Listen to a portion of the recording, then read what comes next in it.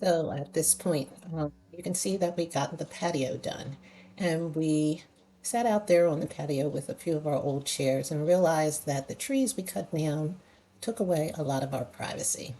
So this video is going to be on the privacy fence that we put up.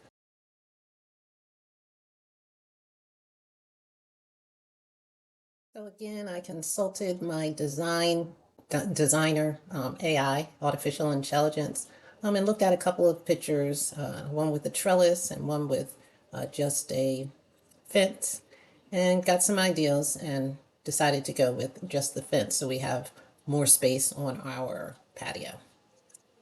So for our privacy fence, we went with ENCLO, and we purchased it from Lowe's, and each fence was about $95.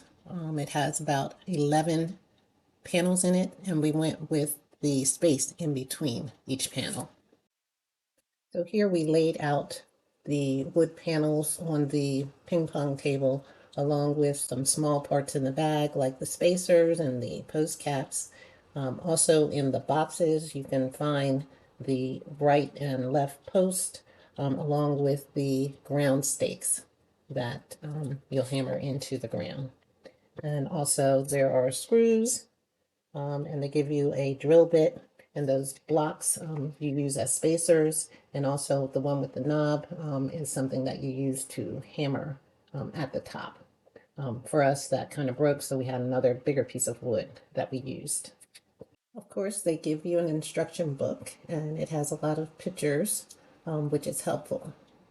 And I think the most important part is the first part, where you have to line up the post with the panel and the ground stakes.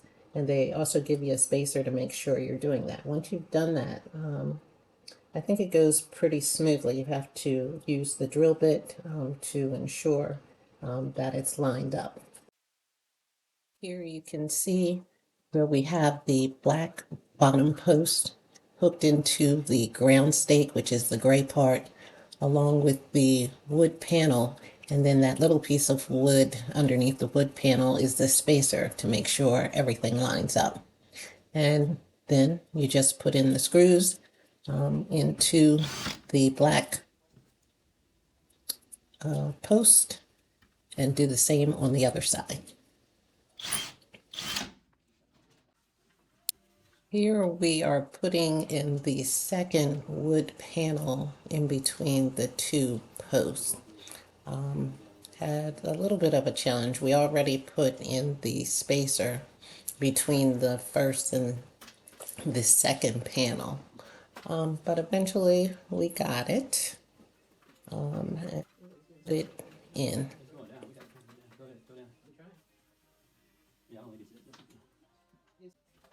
So of course, once we got the rhythm of placing a wood panel and then placing the spacers on both sides, it went relatively quickly. And this is just for the bottom half of the privacy panel.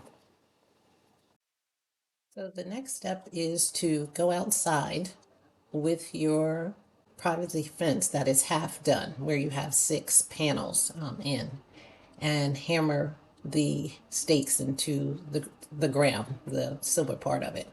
Here I'm showing you how I ensured that the distance between the patio and the fence were equal at each post. The other thing I have mentioned is using the block to hammer in the stakes. The one that they gave us easily broke, so you might need a thicker piece of wood, as Will is demonstrating here.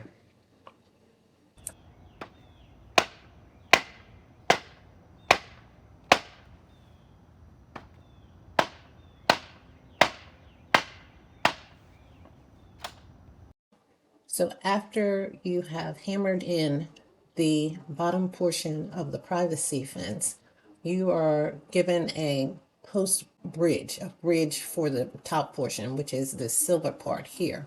And that needs to be screwed in to the black portion of the frame and wood panels.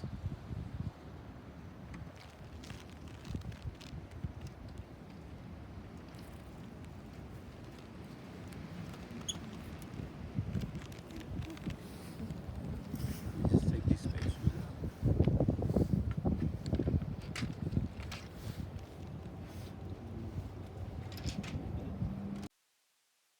So once you have the bridge to put the top portion of the fence in, you continue with putting a spacer and then a wood panel until you get to the top of the panel. The height of the fence is about 5 feet or 60.5 inches.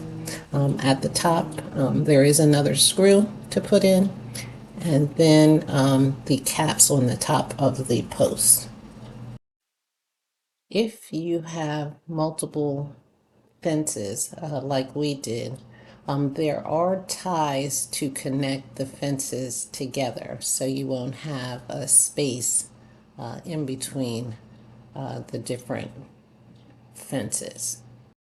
You can see here there are no spaces between the two fences on the first two. Will is working on the third one, but you can see the fourth two fences have a little bit of space, but there are ties to connect them, so that is not the case.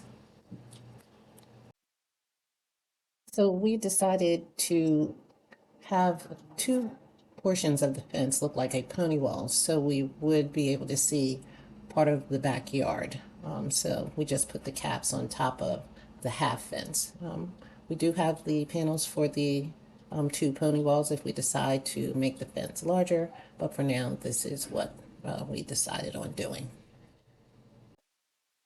So I'm very happy with the privacy fence. The color of the wood matches our deck, and the black in the post goes along with the onyx background of the patio and even the ground in between the pavers.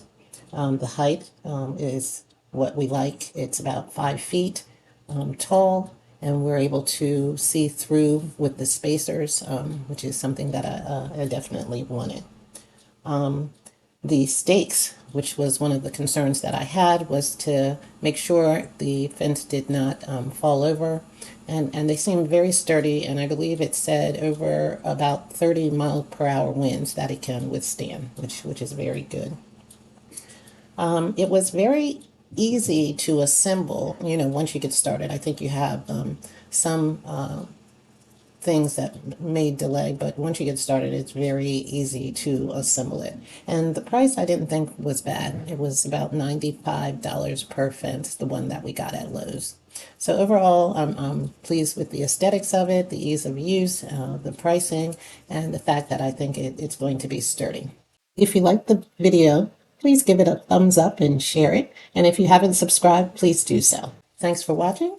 This was DIY with Nana, talking about privacy fence. I guess my next step is to decorate the patio, put some nice furniture and lights out there. Again, thanks for watching, and we'll see you next time.